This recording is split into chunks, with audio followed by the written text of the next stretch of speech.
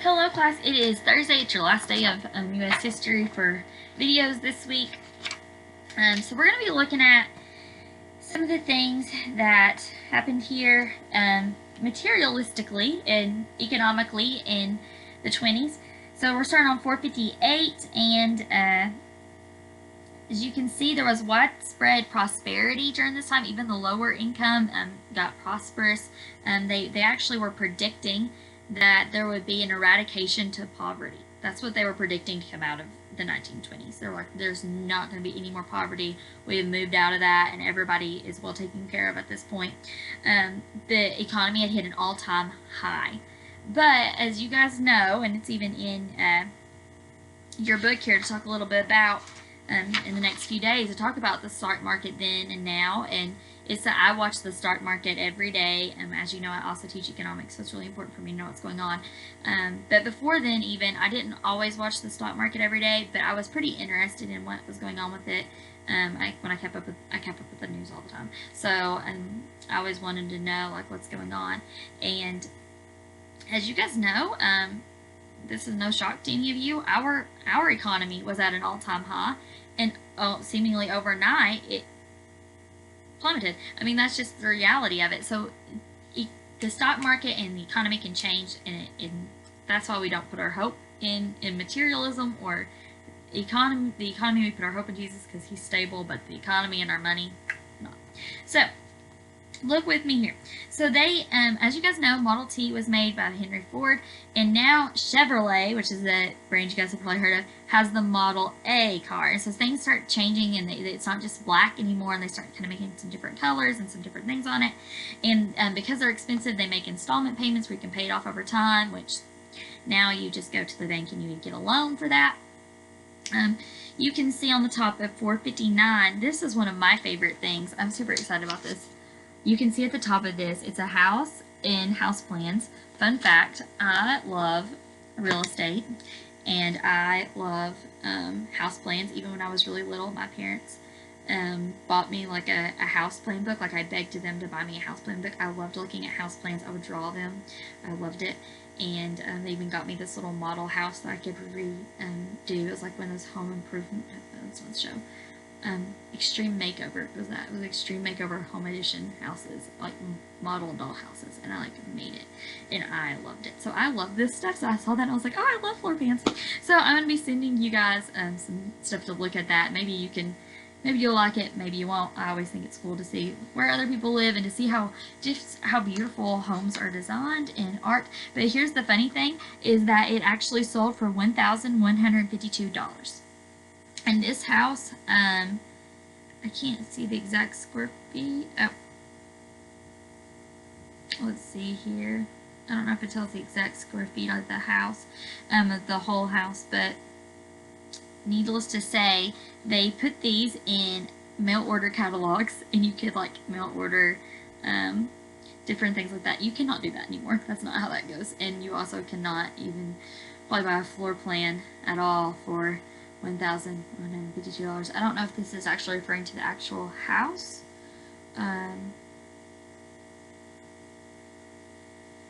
Yeah, it's referring to just a house plan, but I think now they're pretty expensive too.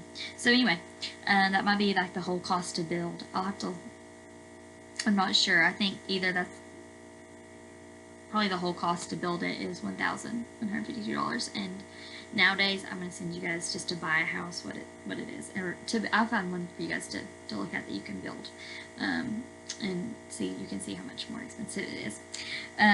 Something else that was going on during this time was it was the golden age of radio, and I think this is just the coolest thing. Y'all know I'm a comm major, so we studied the way that communication, I guess, evolved over time, basically, and it started with, the telegraph, and then we had the telephone, and then we got the radio, and just different things, and now we have, it's everywhere now. Everywhere has social media and TV, and we're just constantly communicated to in some way.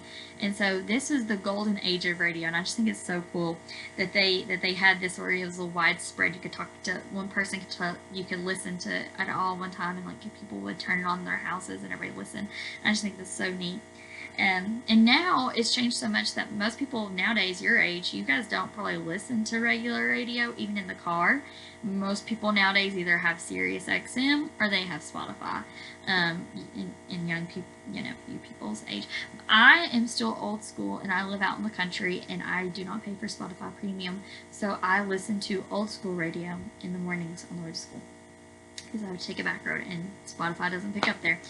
So there's still, radios, and actually my neighbor, she works for a radio station, and there's like only one or two people that work back there. So it's not like it used to be one or two people can manage it. So different. But some of the firsts of that, now we have television preachers, but back then they had radio preachers. And you can see the first religious broadcast was on 1921 Calvary Episcopal Church. And the first World Series, now we can listen to, my dad, growing up, when we would drive to Knoxville or something and we couldn't go to the ball game, we would listen to it on the radio. And to think that started like in the 1920s is just crazy to me. And now we listen to podcasts on our radio Spotify that's like electronic. So it's just totally different how much it's changed even since then. Some popular radio shows were like the Grand Ole Opry. I'm going to send you guys a video from that, because now they have like live performances and it's done on TV. The broadcast started on radio. Something else that happened was everybody got the newspaper every night and magazines. And so one of the ones that was bent towards fashion, I actually studied when I was at, for many different years. We studied it at Bryan, but I studied it throughout my schooling, was the Saturday Evening Post, and it was mainly on fashion. So you could kind of probably relate that today to like Teen Vogue or something close to that. And so we're going to continue on about this spending spree here, and then we're going to kind of go off. So materialism started to rise. I mean, this wasn't the first time Americans ever wanted material goods. That started in the Gilded Age, and it's just continued on and on and on until where we are now. But some of the things that did start changing was advertisements, and this will be something I'm sure in Confident you'll learn. I taught it to the kids this year, is that sadly, one of the things that's very pushed, even in television today, but it started back then, was this idea of sex appeal and like sex sells. And so as much as that word's kind of icky, it's in here, and it's something important to touch on because it's not godly at all, and it's gross, but it's something that people were in this place where they loved this idea of scandalism and kind of what's bad. And so that's really where it started, and they started selling cigarettes, and they started advertising a lot of those things, and celebrity endorsements, because the people were obsessed with Hollywood and glamour. And none of those things are necessarily bad in and of themselves. Hollywood and glamour isn't bad, but when you put that as your idol above Jesus, it is. So, then that's something that it started here in the didn't even only start in the 1920s. Started a long time before that, but it's just grown more and more and more and more until where we are today, where we're in a all-consuming in society. Like we're consumer peoples, even of the church. But people started kind of going in debt for some of their purchases. They would use this thing called speculation, where they would just kind of buy it to try to sell it again. And a lot of that was from the profit of land in Florida, in Miami. I don't know if you've ever been to Miami, but I've been to Miami, and it's gorgeous. Miami's gorgeous, and so no wonder the land there, people loved it because it was like a tropical paradise, and it's gorgeous. But land in Miami is very expensive. I'm going to send you guys a link to Miami now. It's extremely expensive. And it was expensive back then, and but sadly a hurricane came and killed a lot of people and destroyed their homes. And so after that, people obviously didn't want to buy land in Miami anymore. They were very close to they had a bull market, and this is something I actually learned teaching economics this year, because I didn't know. There's a show on Fox Business called Bulls and Bears, and I didn't know what it was about. It's because a bull market economy is good, that means it's in the green, but a bear market economy is in the red, and that means bad. And so if you ever go to Wall Street, I think we've discussed it because I had a picture up of the Wall Street or the golden bull, like in our classroom where economics had left, like you guys came in, like, why is that bull up there? And because in Wall Street, in front of Wall Street, there's a golden bull in front of it, because a bull means good, the economy's good, bull.